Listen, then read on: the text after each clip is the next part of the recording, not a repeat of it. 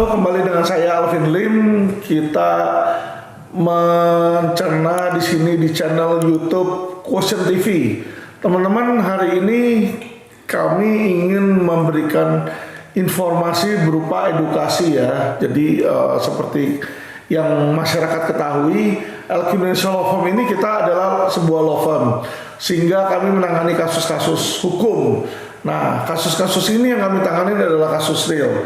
Hari ini kami ingin memberikan informasi dan edukasi berupa tindak pidana pencemaran nama baik dan fitnah ya. Jadi pencemaran nama baik dan fitnah secara garis besar di KUHP ada, itu di pasal 310 dan pasal 311 ya.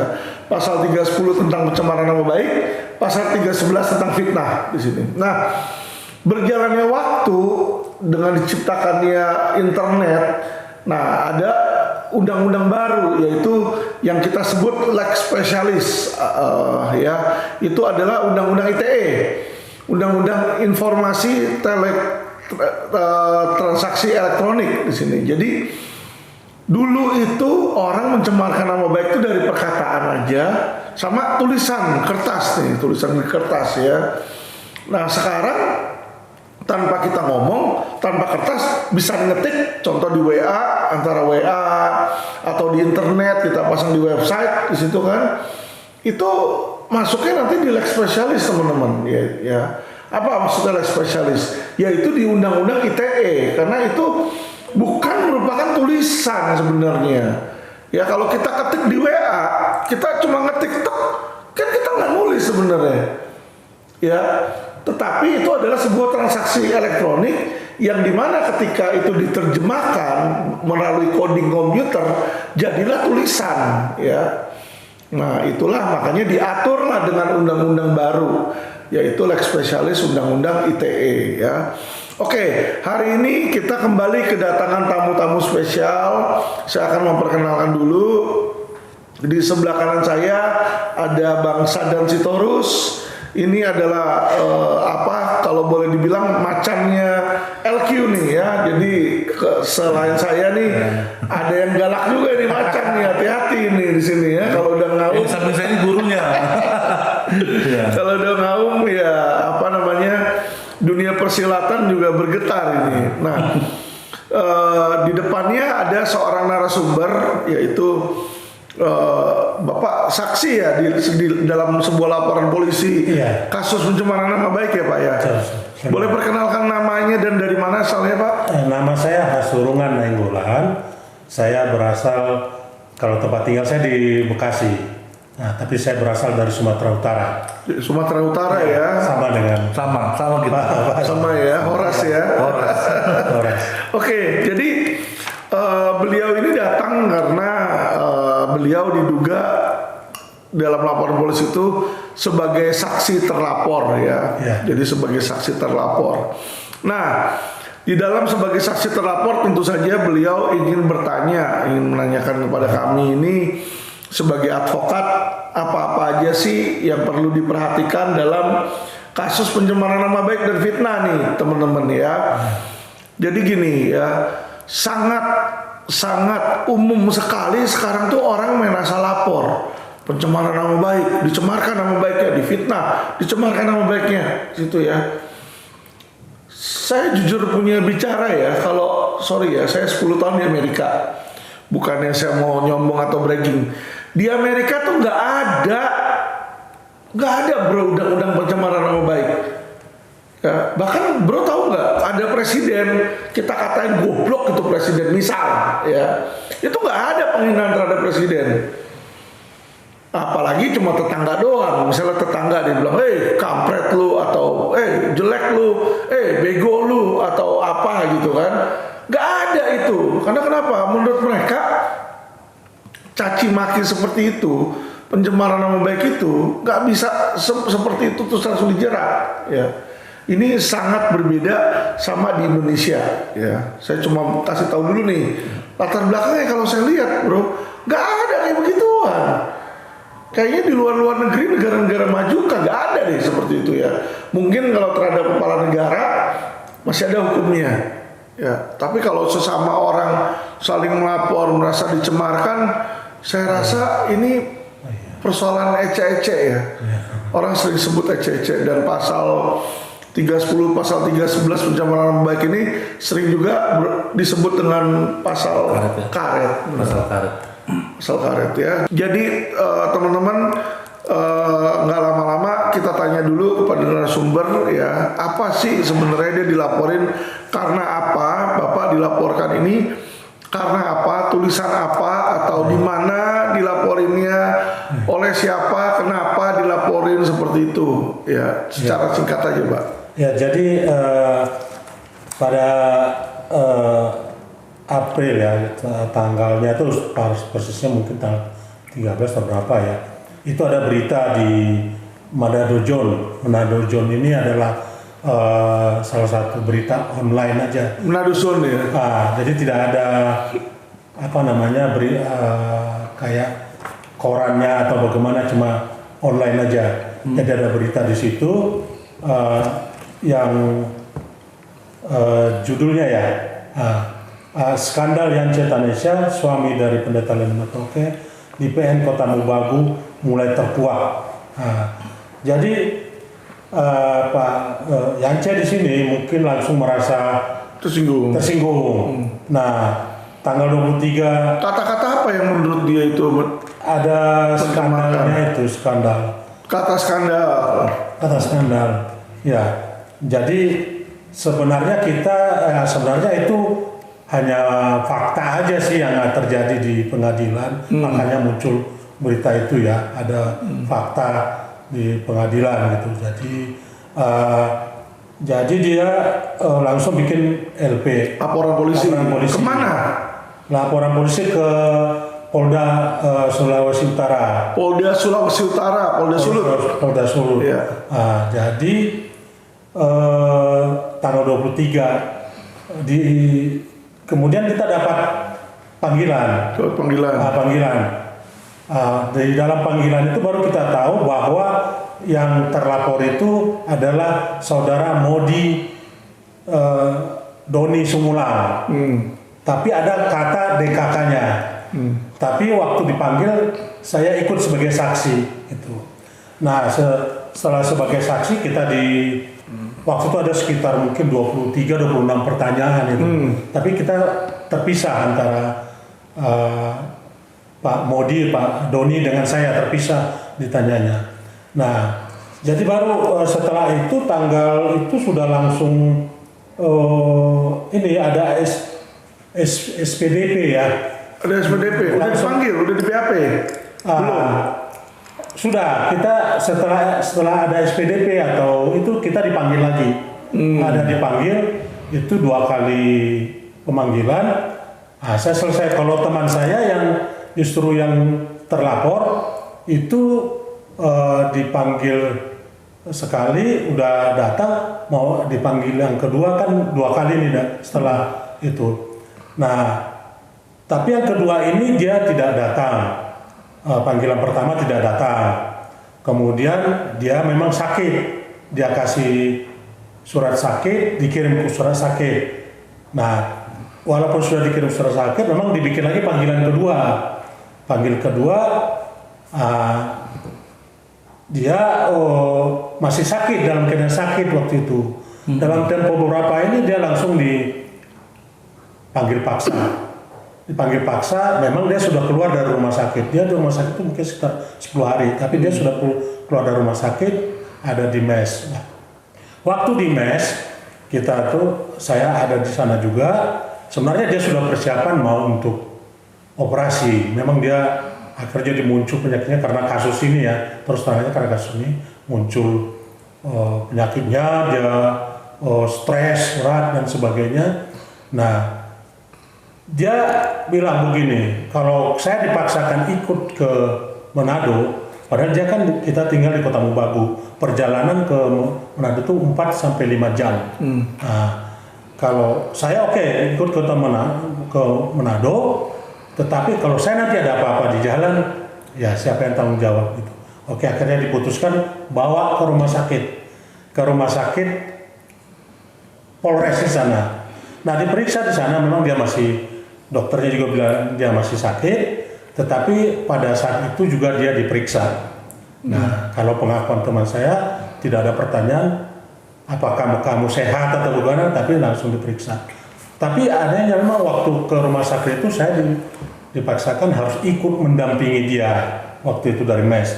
Jadi kita naik mobil sendiri, dikawal juga di dalam sampai di sana. Tapi waktu pemeriksaan saya tidak ikut, saya di luar. Tapi setelah pemeriksaan saya dipanggil ke dalam, Nah disitulah HP kita disita. HP kita disita. Jadi ada nggak surat penyitaan dari pengadilan? nggak ada.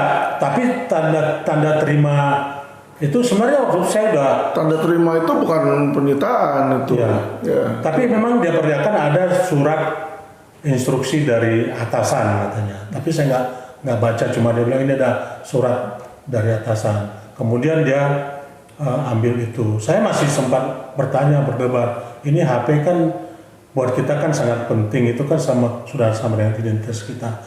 Tapi tetap harus diambil karena seolah-olah itu menunjukkan kalau kita tidak kasih nanti efeknya bisa lebih berat gitu. Jadi akhirnya kita kasih gitu. Sampai sekarang masih dipegang itu HP. Oke, makasih Pak atas kronologi singkatnya. Ya. Cukup jelas. Nah, rekan Sadan, kalau saudara sebagai pengamat hukum pidana dan praktisi ini, bagaimana ya pandangan Anda terhadap kasus ini? Iya, yang pertama yang saya lihat adalah dari laporan polisi terlebih dahulu. Saya menganggap bahwa memang ada cacat formil. Ya. Bagaimana mungkin ada laporan polisi dengan terlapor Doni DKK? Artinya bisa saja kan pelakunya presiden toh, pelakunya anggota DPR bisa saja karena DKK dan kawan-kawan gitu loh. Jadi substansinya secara subjek juga tidak jelas. Artinya memang laporan polisi itu ya patut dipertanyakan juga kredibilitasnya gitu loh. Ya, dari situ kita bisa melihat. Yang kedua, jadi seharusnya menurut Bapak itu dispesifik lah siapa benar, itu. Jadi jangan ada selundupan ya, nanti tiba-tiba bisa diganti simsalabim dari si A jadi si B. Kalau begitu kan mengaret. Bisa saja Pak Doni kan berteman dengan istri Bapak. Ya. Bisa saja mengenal anak Bapak. Iya. Bisa saja menjadi terlapor. Jadi inilah sistem penegakan hukum yang ada di Indonesia ini. Masih perlu juga kita introspeksi lah. Setidaknya ketika masyarakat membuat laporan polisi, mari arahkan dengan yang benar. Nah itu menjadi pertanyaan. Ya, ada laporan biasanya sebelum membuat laporan polisi, kita kan ada konseling ya. Ya, di konseling itulah yang harus dijelaskan apa syarat hak dan kewajibannya. Ya, apa kronologisnya. Siapa yang menjadi pelaku yang harus dilaporkan, begitu. Itu yang pertama, catatan pertama saya. Yang kedua, di negara demokrasi ini, ya, tentu setiap hak itu sudah ada di undang-undang. Ya. Saya sangat menyesalkan tindakan daripada Polda Sulawesi Utara dalam hal ini oknum penyidiknya. Ya. Dalam keadaan sakit, seseorang diperiksa, itu sudah melanggar hak asasi manusia. Betul. Dan itu merupakan pelanggaran HAM terberat. Betul. Jadi polisi sebagai penyidik itu tolonglah lebih belajar lagi undang-undang, ya, supaya Anda bisa menerapkan lagi hak dan kewenangan Anda sebagai penyidik atau sebagai penegak hukum. Ya, bagaimana mungkin orang yang sakit bisa memberikan keterangan? Yang ada orang yang sakit harus secara sehat dulu baru bisa diperiksa. Benar. Itu menjadi catatan kedua. Menjadi catatan ketiga yang terburuk adalah ketika ada hak penyitaan. Ini dasar hukumnya mana? Ini polisinya belajar dari mana? Nah, apa dasarnya? Gitu loh. Kalau bisa menyita seperti itu, ini saya kira sudah tidak seperti penegakan hukum. Nah, dari akumulasi perkara ini saya bisa melihat bahwa memang bukan bicara tentang substansi hukum, tetapi bicara tentang kepentingan seseorang dalam laporan itu, Pak. Iya. Kok saya bisa melihat? Konflik kepentingan ya lebih. Apalagi kalau misalkan dalilnya merupakan pemberitaan-pemberitaan. Nah, ini lagi. Polda Sulut ini merupakan bagian daripada internalnya Kepolisian Republik Indonesia atau tidak? Ya, pernah baca nggak nota kesepahaman yang diperbarui di bulan Maret kemarin tahun 2022? Di situ ada tanda tangan Kapolri dengan Dewan Pers. Ada undang-undang pers juga. Dan itu masih berlaku. Di situ disebutkan apabila seseorang yang diberitakan tersebut merasa dia dicemarkan, maka ada hak jawab dan hak koreksi. Mekanismenya. Ini sudah dilakukan enggak? Itu produk pers. Maka berikanlah hak jawabmu, maka pers akan menjawab. Jadi sebenarnya tidak ada proses pemidanaan di sini. Ya kan? Ini kita hanya butuh bagaimana penyidik dari Polda Sulut lebih fair lah. Ayo kita menegakkan hukum, bukan bicara kepentingan, gitu loh. Ya. Jadi saya melihat ini hanya tendensius saja, Pak. Dugaan saya ini cuma hanya tendensius. Ada oknum-oknum yang di belakangnya sengaja untuk, ya saya nggak tahu lah muatan apa. Tapi yang saya lihat adalah ketika mereka memeriksa dengan cara-cara yang di luar dari ketentuan hukum, maka layak untuk dilaporkan ke Propam agar mereka dibina secara institusi. Betul. Begitu, Pak. Makasih Bang Sadam. Jadi seperti yang sempat saya bilang di video-video saya sebelumnya bahwa polisi ini ya institusinya tuh baik sebenarnya. Tetapi oknum-oknum inilah yang merusak nih. Ya. Mungkin kalau dibilang oknum jumlahnya sedikit ya bisa jadi ya, karena kita nggak ada satu manusia pun yang pernah menghitung berapa jumlah oknum Polri yang ada. Namun karena mereka sangat berperan, ya kan, satu kasus ini dampak daya hancurnya luar biasa. Benar. Kayak satu orang Ferdi Sambo aja itu daya hancurnya ini satu negara jadi dibikin pusing, ya kan? Padahal cuma satu orang yang dia bunuh juga sesama polisi loh, bukan masyarakat di luar polisi nih, ya kan? Tetapi disinilah kenapa ini menjadi sangat penting, karena polisi ini adalah institusi yang sangat berdekat dengan rakyat dan selalu side by side dengan masyarakat. Ini yang saya lihat. Ya. Nah, saya tadi agak concern dengan yang Pak Sadan bilang bahwa ya kan kasus ini jalan nih hanya karena adanya konflik kepentingan atau suruhan. Iya, dugaan kita begitu. Ya, jadi janganlah seperti itu. Polisi ini adalah pelayan masyarakat. Sekali dari penyidikan Jadi penyelidikan ke sidik. Polisi ini adalah pelayan masyarakat. Benar. Bukan pembantu atau jongos dari Orang-orang tertentu. oknum tertentu. Iya. Ini yang kita sangat sayangkan. Benar sekali, Pak. Yang mereka harus tegakkan adalah equality before the law. Kesamaan hukum, kesetaraan hukum. Itu yang seharusnya ya. Dan tadi Bang Sadan sudah cukup cermat untuk melihat cacat formilnya mereka maupun material. Tapi satu hal lagi Bang, saya mau tambahkan tadi yang saya lihat. Abang tahu nggak bahwa yang disangkakan kepada mereka itu sebenarnya pasalnya juga ngawur. Iya. Pasal yang disangkakan itu cuma 2 pasal, yaitu 310 dan 311. Sedangkan saya perlu tegaskan, mediumnya adalah di internet. Nah, Ada di online kan, Bapak bilang di media online kan. Media online. Jadi 310, 311 ini dibuat sebelum adanya internet, Pak. Sehingga 310, 311 itu dulu gimana orang menghina? Melalui surat, melalui pamflet, melalui poster, melalui spanduk di situ ya kan, mural di situ. Nah, itulah tulisan-tulisan yang dilihat kasat mata. Tetapi dengan berjalannya waktu, dengan adanya internet dan komputer, sekarang kita nggak nulis, tapi kita ngetik.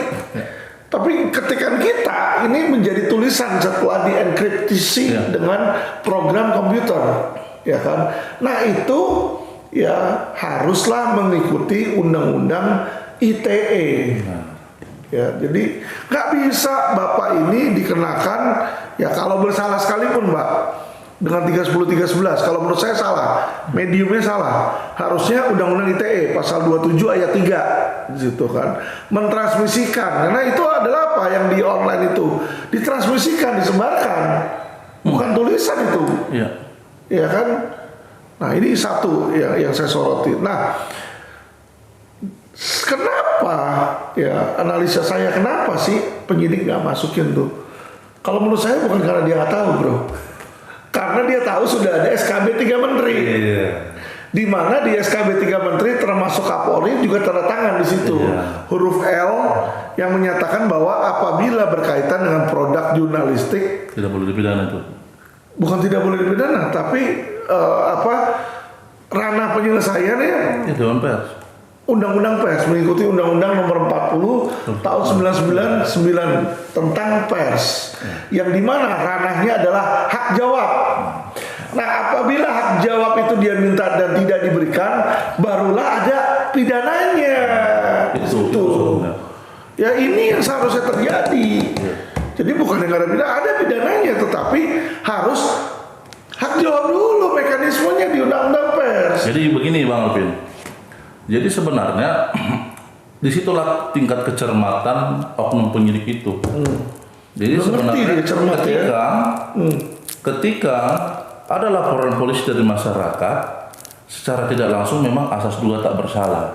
Tapi sebagai penegak hukum dia adalah sebagai user sebenarnya tidak langsungnya, artinya sebagai yang menegakkan hukum itu sendiri, pemakai undang-undang itu sendiri. Rujukannya adalah undang-undang, sama seperti saya, seorang advokat merujuk kepada undang-undang. Nah, ketika misalkan laporan polisi itu, maka seperti yang kita ketahui ada ruang konsul, ya, ruang konsul. Nah, disitulah dicermati, apakah kemudian laporan ini bisa diterima atau tidak. Nah, karena kenapa seharusnya di ruang konsul itu penyidik sudah harus mengetahui bahwa ketika ada produknya undang-undang harus produknya terkait dengan pemberitaan ini yang menjadi dalil adalah berita-berita, ya harus konfrontir. Nah, saya yang khawatirnya begini, Pak. Saya nggak tahu, saya tidak menjustifikasi apakah Manado Zone itu punya legalitas atau tidak. Makanya saya bilang sejak awal adalah ketika ada pemberitaan yang menjadi dalil dari sebuah laporan, maka yang pertama adalah polisi menyuruh ya buat dulu hak jawab atau hak koreksi terhadap media itu. Nah, setahu saya juga pimpinan dulu di media, Pak. Iya. Artinya saya juga dulu jabatan terakhir saya ada koordinator liputan. Nah, jadi saya paham betul itu secara mekanismenya itu. Mantap. Nah, ketika ada laporan polisi, nah polisi harus bertanya dulu. Ada nggak Bu? Ada nggak Pak hak jawab? Bapak sudah buat hak jawab nggak? Ada nggak hak koreksinya? Udah dibuat nggak hak koreksinya? Nah, seandainya itu sudah dilakukan dan dia tidak jawab, nah sebenarnya yang terlapor itu bukan si narasumber, tetapi medianya. Karena media berhak untuk membuat hak jawab itu di medianya. Betul. Tidak dibuat hak jawabnya maka dilaporkan ke Dewan Pers. Betul. Nah, Dewan Pers lah yang mengadili media ini. Betul. Nah, yang terjadi tidak ada proses A, proses B, proses C, laporan itu diterima. Betul. Nah, disinilah yang menjadi kesedihannya masyarakat itu. Tidak semua Pak yang mengerti tentang hukum. Benar. Tapi banyak masyarakat menjadi yang dirugikan oleh penyidik-penyidik yang dirugikan oleh tentang hukum. Ada laporan polisi, tapi laporan polisi itu tidak sesuai dengan standarnya hukum kita. Iya. Kita ini menjunjung tinggi apa yang dikatakan oleh presiden kita, Pak Jokowi. Betul. Hukum adalah panglima tertinggi di negara ini. Betul. Ketika hukum itu sendiri tidak dilakukan oleh orang yang mengerti hukum, wah, betapa mirisnya kita. Maka tidak menutup kemungkinan juga akan ada korban-korban selanjutnya dari penegakan hukum ini. Kita janganlah sebagai polisi Ya, oknum-oknum ini, oknum-oknum polisi ini janganlah berbuat di luar daripada ketentuan undang-undang. Ya. Ya, tujuan kita sama. Bagaimana menegakkan hukum di negara ini? Karena equality before law tadi yang dibilang oleh Pak Alvin, semua sama di mata hukum. Ya kalau orang bersalah memang dihukum. Jadi saya sedikit membatasi Pak, seperti yang Bapak bilang tadi terkait dengan 310. 311 ya terkait dengan berita yang ada. Saya membatasi adalah laporan ini produk pers, maka tidak harus diterima.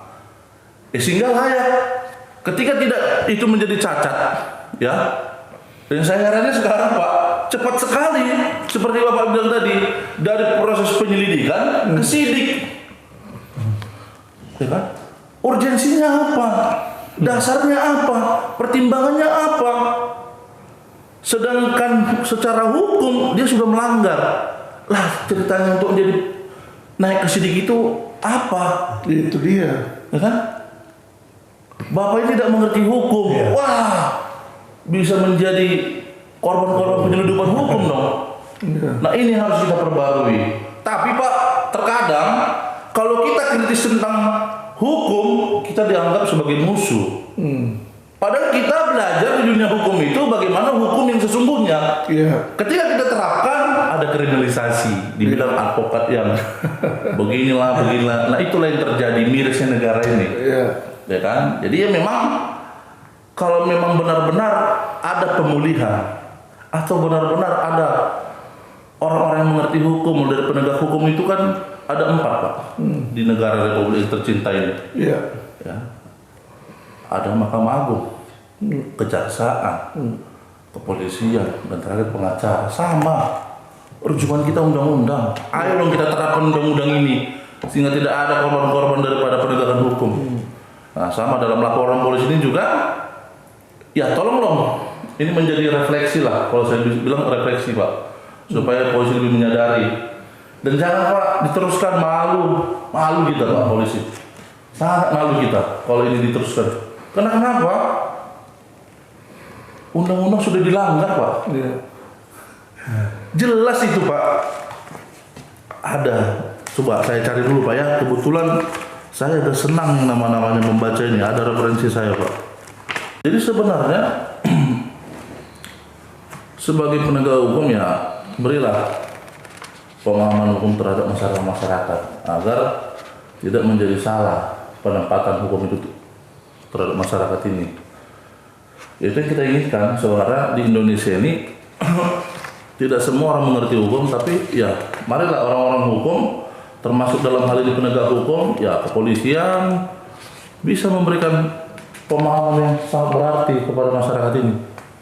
Ya termasuk dalam laporan-laporan polisi ini. Jadi Bapak dari sekarang ya bisa buatkan surat kepada Presiden ya bahwa memang ada pelanggaran HAM yang terjadi di sini, hak asasi manusia, ya kan? Seperti yang dibilang tadi awal, ada orang sakit dipaksakan untuk diperiksa.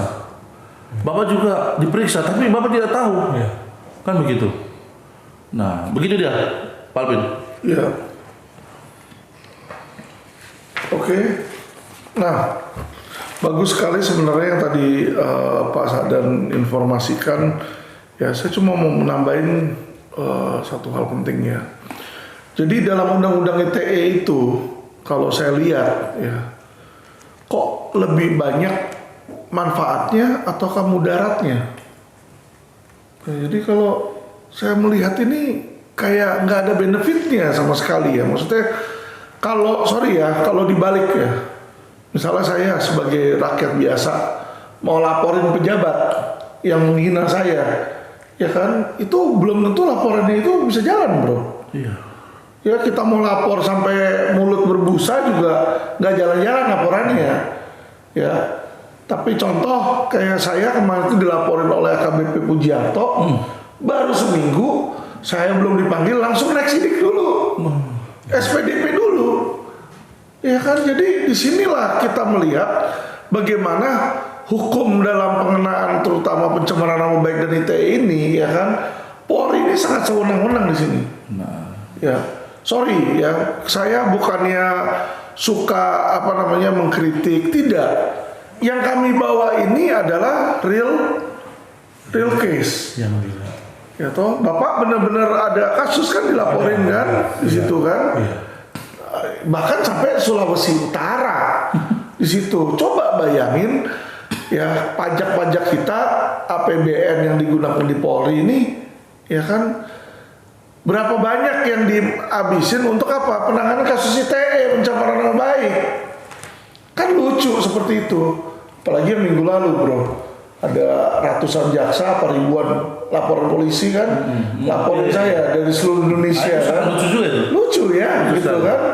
Jadi polisi itu nanti cuma ngerjain apa? Laporan jaksa doang. Jadi jaksa ini kayak yang mulia harus dilayanin di situ. Ya, sedangkan saya sebagai seorang penegak hukum juga, advokat, ya kan, seolah-olah nih harus ditarget. Ini sesuatu yang kalau menurut saya ya, sorry ya, sangat miris di negara ini. Ya, di saat dimana Presiden Jokowi bilang berikan kebebasan berpendapat kepada orang, kita sebagai lawyer berpendapat aja, kenapa? Jangankan Bapak, saya aja sebagai lawyer aja mau dikerjain, Pak. Ini loh hebatnya negara kita. Padahal apa? Contoh kalau di dalam undang-undang pers itu kan ada MOU antara polisi sama Dewan Pers, itu ada MOU-nya. Kalau dalam undang-undang ITE ada SKB 3 Menteri, di mana Polri beserta Kemenkominfo dan Jaksa Agung itu tanda tangan. Jadi saya sangat menyayangkan ya adanya sebuah undang-undang yang digunakan itu sebenarnya lebih untuk hal-hal yang bersifat negatif. Ya, yang kasar ngomong disalahgunakan lah di situ ya. Karena selama ini saya udah ada beberapa yang saya laporin ITE ya. Ada yang sampai 7 tahun yang lalu dipanggil aja kan nggak berproses. Saya udah lapor ada yang 7 tahun yang lalu. Bapak dilapor berproses. Copot banget. Itu kan hebat sekali kan negara ini kan. Ya kan. Jadi kalau kita ngoceh nanti terlalu keras, tersinggung. Sedangkan masyarakat mau nggak mau harus menerima. Jadi disinilah ya kami berbicara keras. Kami ingin Polri ini untuk menjadi lebih baik. Bukan demi diri saya, bukan demi Pak Sadan. Ya, bukan demi Bapak seorang doang, tapi demi masyarakat secara keseluruhan. Demi kecintaan kita untuk Indonesia. Ya, kalau Polri ini benar-benar bisa istilahnya apa ya, benar-benar equality before the law, hukum tajam ke atas juga di situ ya kan. Wah, saya angkat jempol itu.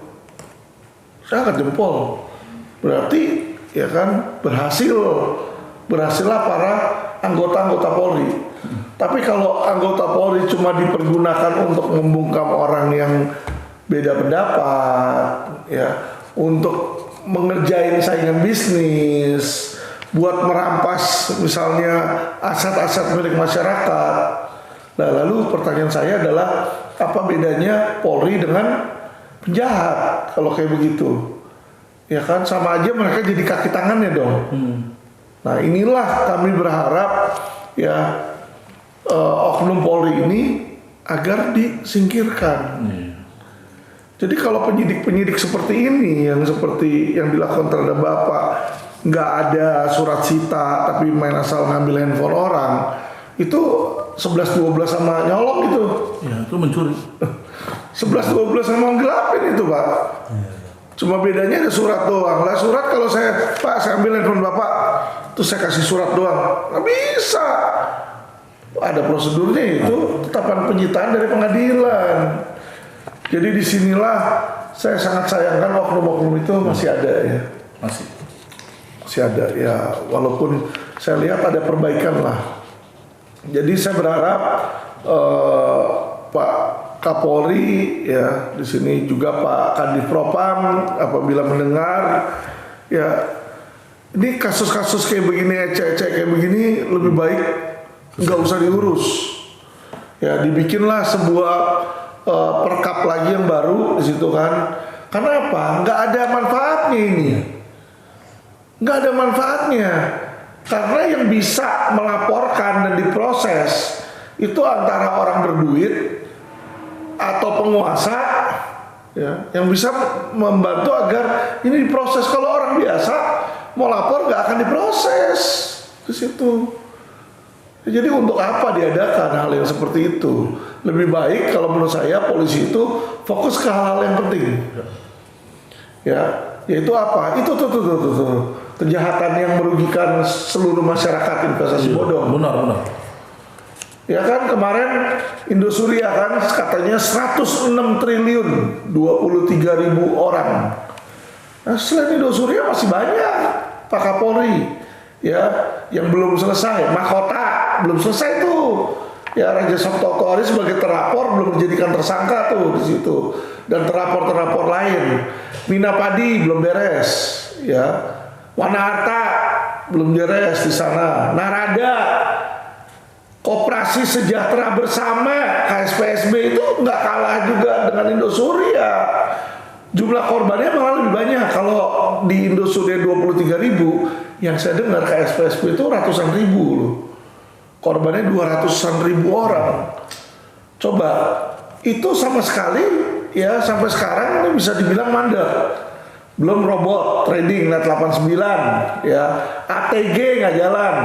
Infonya net 89 dan ATG itu dibackingin oleh seorang pejabat informasinya.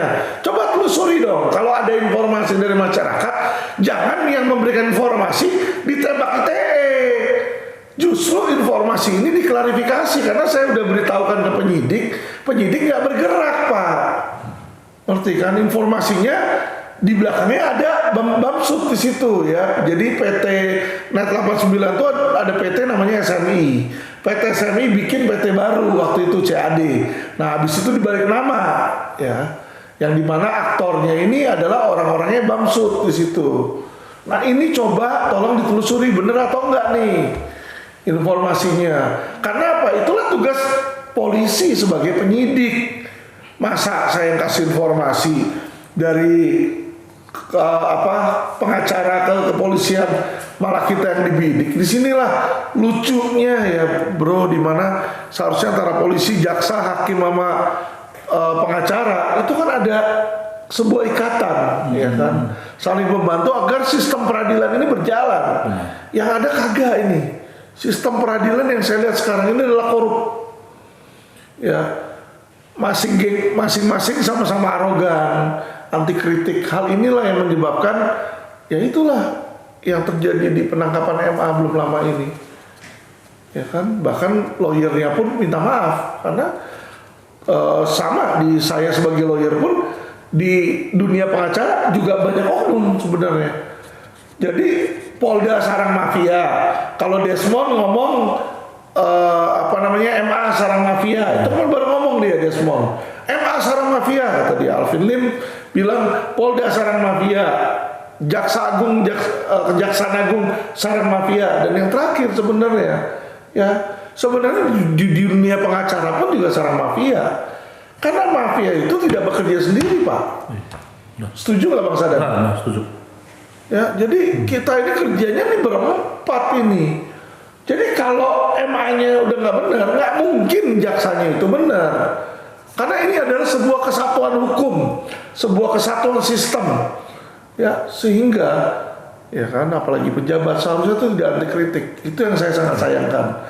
Namun ya karena kita bukan pejabat, ya toh, kita hanya bisa sampaikan di podcast supaya masyarakat dan netizen cerdas. Kira-kira ada closing statement, Pak Sadar?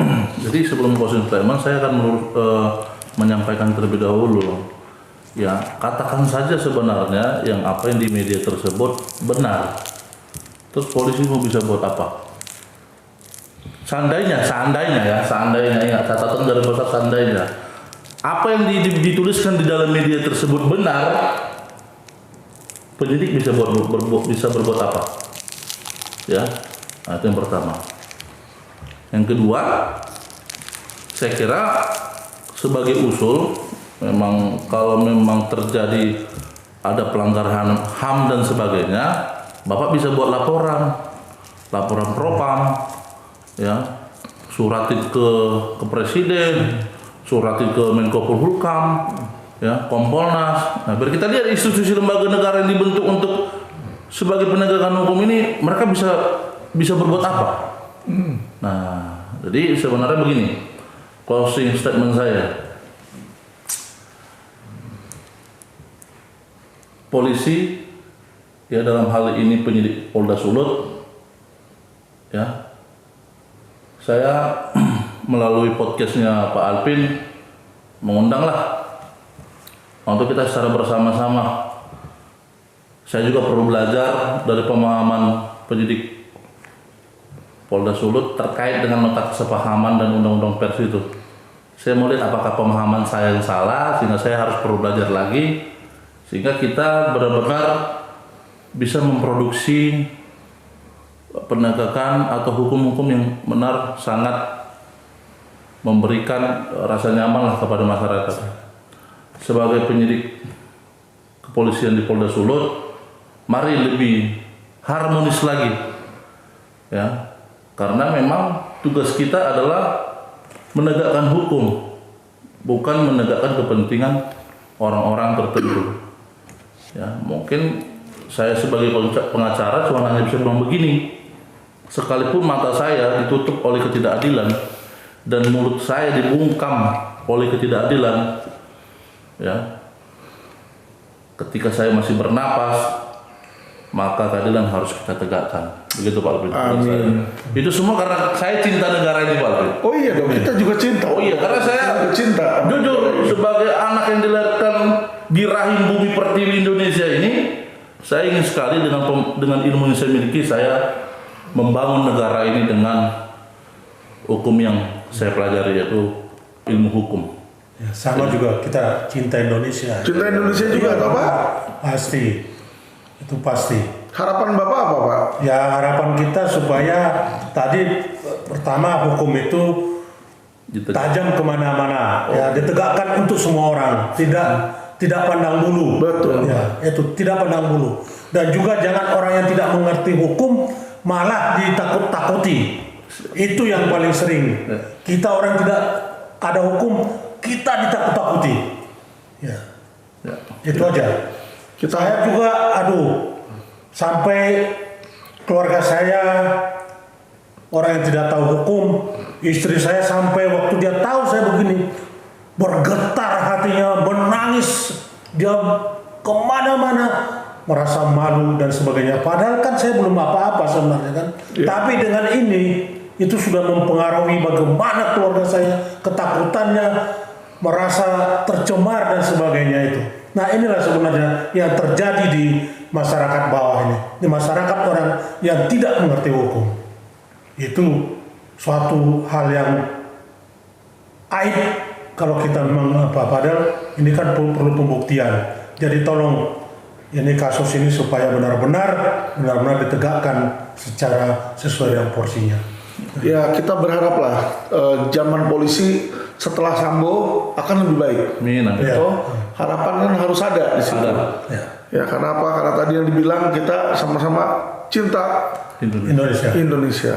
Oke. Ya, terima kasih. Salam.